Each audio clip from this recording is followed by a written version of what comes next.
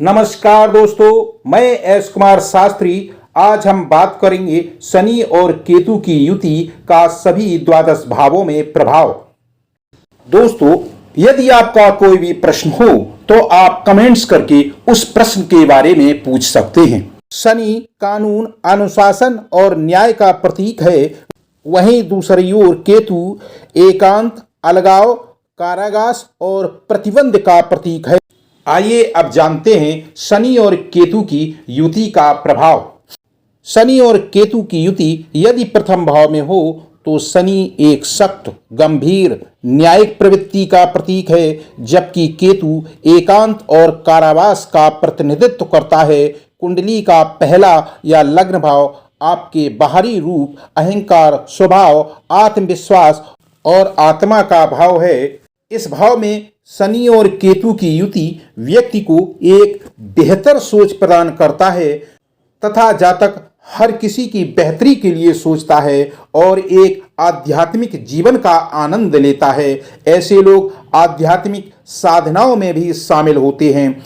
ऐसे जातक के बचपन ज़्यादा खुशहाल नहीं होते हैं, वे सीमाओं को बनाए रखते हैं और महत्वपूर्ण होने पर ही बातचीत करते हैं। पहला भाव सहन शक्ति, सम्मान, स्वास्थ्य और प्रसिद्धि का प्रतीक भी है।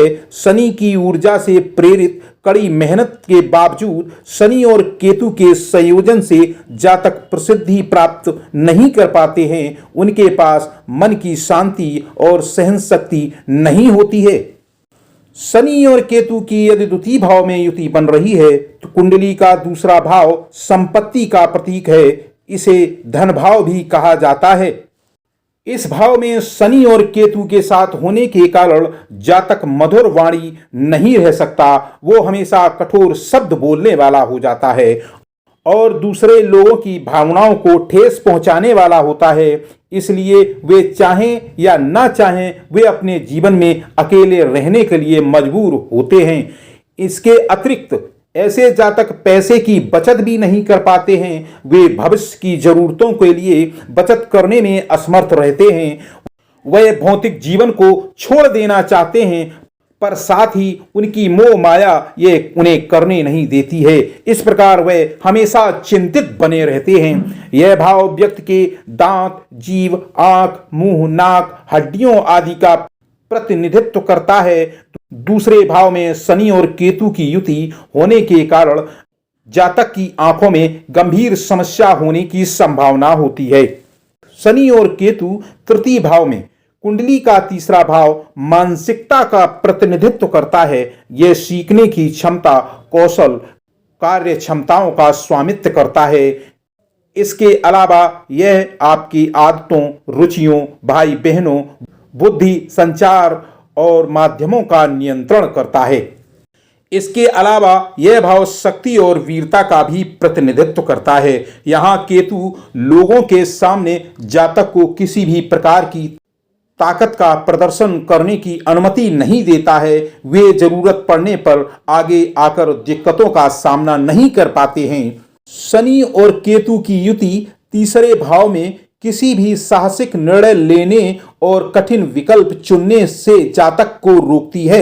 वे अपनी समस्याओं का सामना नहीं करना चाहते और समस्याओं से दूर भागते रहते हैं। ऐसे लोगों में अपने जीवन के साथ कुछ बेहतर करने के लिए भी साहस की कमी होती है। शनि और केतु चतुर्थ भाव में, चौथा भाव आपकी संपत्ति, भूमि का प्रतीक है। यह भाव आपकी खुशी, आपकी मां, रियल एस्टेट, वाहनों, घरेलू खुशियों तथा आपके संबंधों को नियंत्रित करता है। चौथे भाव में शनि और केतु का अर्थ है जीवन के कई महत्वपूर्ण पहलुओं को विध्वंस करना। उदाहरण के लिए यह जातक को घरेलू सुख, संपत्ति, धन आदि की रुचि से दूर की तरफ खींचता है। और शनि और केतु की युति चतुर्थ भाव में होने पर जातक को अपनी मां से भी दूर रहने के लिए मजबूर करता है और पारिवारिक मामलों में भी जातक भाग लेने से कतराता रहता है। कुंडली में इस तरह के संयोजन वाले लोग अपनी विरासत में मिली संपत्ति का ध्यान नहीं रख पाते हैं। शनि और केतु की युति पंचम भाव में, पांचवा भाव चंचलता, आनंद, सुखी का प्रतीक है। यह प्रभुत्व, प्रेम, रोमांस, सेक्स, आनंद, रचनात्मकता और बुद्धिमत्ता का स्वामित्व करता है। पंचम भाव में केतु नकारात्मक होने का संकेत देता है। इस प्रकार पंचम भाव में शनि और केतु की युति बहुत ही नकारात्मक स्थिति होती है। यह भाव संतान का भी माना जाता है। इस प्रकार इस स्थिति के कारण जातक को बच्चों के जन्म के संदर्भ में भी कठिनाइयों का सामना करना पड़ता है। वे शनि के कारण संतान के संदर्भ में अत्यधिक विलंब का अनुभव कर सकते हैं, जबकि केतु उन्हें सांसारिक मोह को छोड़ने के लिए उत्तेजित करता रहता है।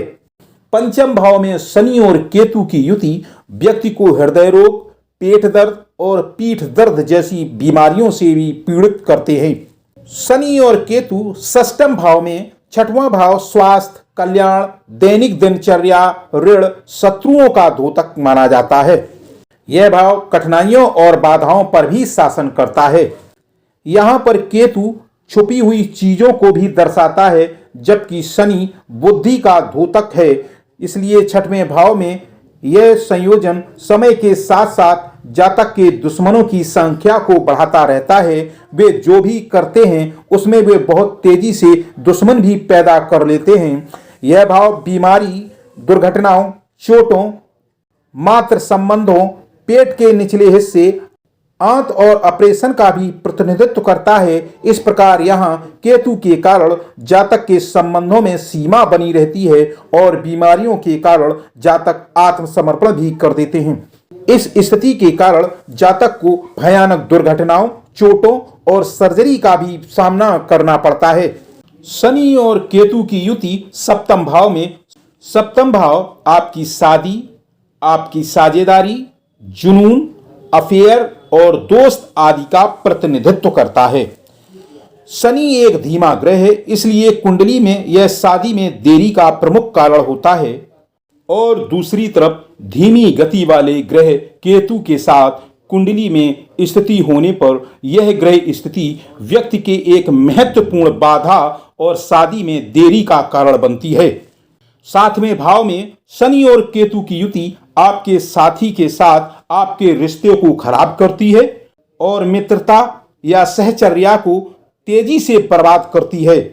इस तरह के ग्रहों के संयोजन वाले जातक किसी भी साथी के साथ फलदायक उद्यम करने में विफल हो जाते हैं। वे चाहें या ना चाहें उन्हें अकेले ही चलना पड़ता है। विशेष रूप से कैरियर में भी वे कभी भी लोगों के साथ जीत नहीं पाते हैं, उन्हें अकेले ही संघर्ष करना पड़ता है।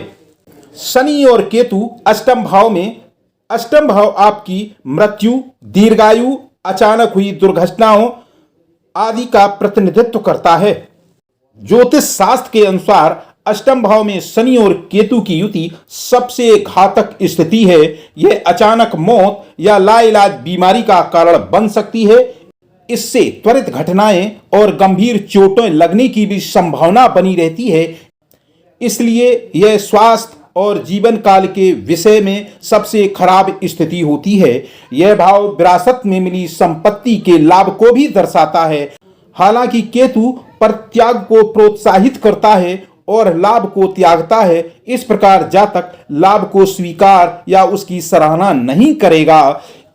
इस ग्रह के संयोजन के कारण जातक को जीवन के साथ बाधाओं और बीमारियों के साथ काफी संघर्ष करना पड़ता है। शनि और केतु नवम भाव में, नवम भाव सच्चाई, सिद्धांतों, अच्छे कार्यों के प्रति झुकाव, दान का प्रतिनिधित्व करता है। इसे धर्म भाव के नाम से भी जाना जाता है। यह आपकी नैतिक शिक्षा, उच्च अध्ययन, धार्मिक झुकाव का नियंत्रण करता है। यहाँ शनि और केतु की युति जातक के अपने पिता के साथ संबंध को खराब करती है। यह उन्हें अपने पिता को त्यागने और धार्मिक परंपराओं की पूजा को करने की ओर भागता है और आध्यात्मिक शिक्षा का मार्ग अपनाता है। ऐसा जातक धार्मिक गतिविधियों में ईमानदारी से शामिल होता है। इस ग्रह स्थिति के कारण जातक दान, अच्छे कर्मों, अन्य सेवा, सामाजिक सेवाओं और आध्यात्मिक प्राथमिकताओं में रुचि रखता है। वे भौतिकवादी दुनिया के नियमों को नहीं समझते हैं।